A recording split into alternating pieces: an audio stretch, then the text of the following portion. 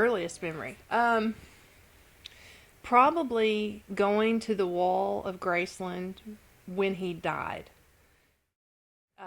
After he had died, obviously, but going to, and actually, you know what? It may have been before he died, now that I'm thinking about it, with my parents. My mom was a big Elvis fan. So we went to the wall and we wrote on the wall with lipstick, with red lipstick.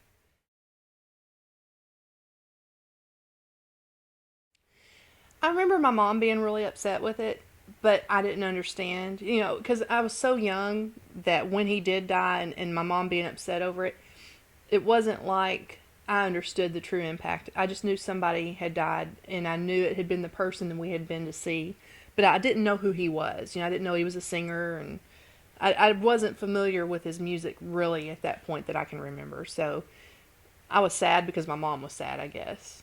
It wasn't until I was probably closer to my teen years that I really got into the music and understood the impact that he had as a person and as a musician in the world and on me. That was probably my first influence of music aside from country music. But knowing Elvis and his music was everything to me. It was our whole world. And then my stepdad came along, and he was a huge Elvis fan. So I really got into it because he would rent those or not DVDs, but those VHS tapes of Elvis's shows and of the documentaries. And then of course there was that whole big thing about Elvis pretending to be dead and faking his death. So he really bought into all that. So that was like my music formative years, so to speak. So that was huge. Yeah. Well, I like that more about it. And there's been a true progression of Elvis, I think. Even before, of course, I knew you. There's some people may not know about like when you first came to Memphis. I think it was kind of a dream of yours. It kind Mhm. of happened at a pivotal moment in your life, Mhm. and you came, and maybe you can tell the like one of the first kind of tributes really to Elvis that you did personally. Um. Are you thinking of something in particular that I? Well, I am. I didn't get to witness it, so this is why I want you to really describe it. But it's not there on Bill Street anymore. But there used to be a place called Elvis's, Right. and so maybe explain like when you first came to live in Memphis, what that experience of being there, dancing, all the Okay. people that you met. Well, and I lived in Memphis twice. That time was my first official. I'm moving to Memphis on my own accord. Hmm. I grew up. I'm gonna backtrack for just a second. I had family in Memphis growing up. My grandmother and my aunt, a couple aunts, all lived in Memphis, and various cousins.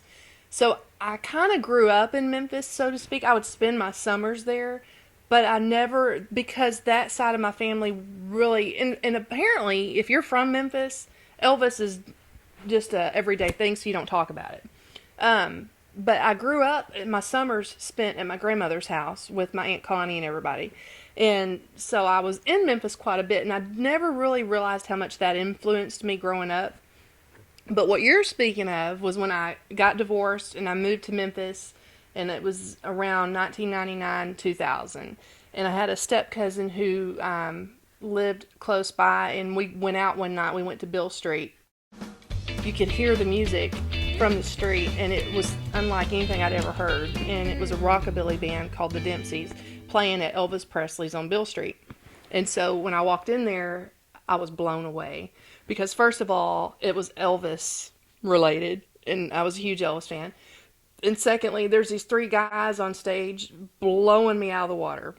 And I just was like, "Oh my gosh, this is awesome." And so I went back every night that they played. I never missed a night. If they were playing Wednesday through Saturday, I was there every night. And I got to know them, I got to know their group, became friends with everybody, and then I started swing dancing kind of by mistake. The guy picked me one day. He came up to me that was always there dancing and asked me to dance, and I begged him not to pull me out there because I was terrified to be in front of people. And he got me on the floor and we danced, and I was hooked. And from that point forward, I became what they referred to as a Dempsey dancer. But because of that, I got to meet so many people in the Elvis world. I got to meet people in the music world and in acting and just in Memphis in general that if they were somebody, they came through those doors. And that formed my entire life from that point forward. That's amazing. And I think people can see where maybe that larger than life fan was born because I think it really is born sort of in Elvis, but it's the larger even picture than Elvis is music. Yeah. And really, you're eclectic, I think. All kinds of different music, but when you find something that speaks to you and it resonates with people, Mm-hmm. you are the biggest fan ever. Yeah. You are. Yeah. You are there. You support it. Yeah. You tell everybody else how awesome it is. Mm-hmm.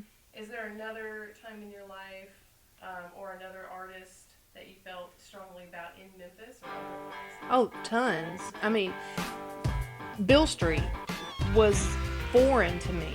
It was an uncharted territory for me to think that I could go up and down that street and be who I wanted to be.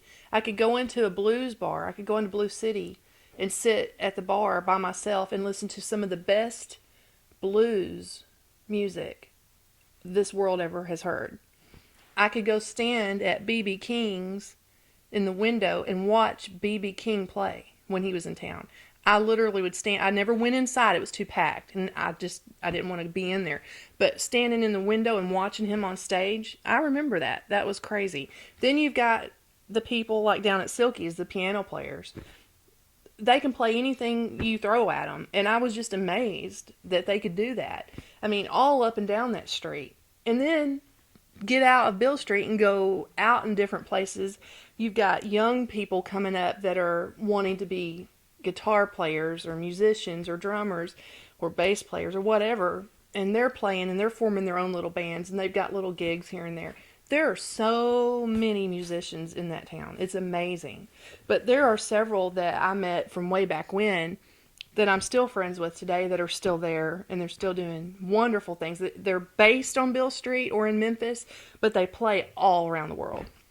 I can name off several right now, and they're just amazing. I don't think some people realize what a musical place Memphis is, and specifically Bill Street, which is, some people don't know this, but at one point, and I assume you still have this title, Queen of Bill Street. And that's a story for another day, maybe. I'll tell it. I don't mind. So I think Kim, it goes back to, or Kimber. Either way. She is also known as. I can call her Kim because we live together. So Yes. got living right for the rest of our lives. People in my inner circle call me Kim. But when we did live together, and so I may lose focus and track here of exactly where I was going with that. But I kind of got a taste going down to Bill Street with you of what you meant to these people, like how you had shown them, again, sort of this, it's more than a fan. It's a true passion for their music, and you show love. It's a weird thing, but you show love for what they do and appreciation for what they do. So tell them, maybe who gave you the title of Queen of Bill Street, and how even now when you go to Bill Street you are recognized. Yeah. Well, I used to have a wild side.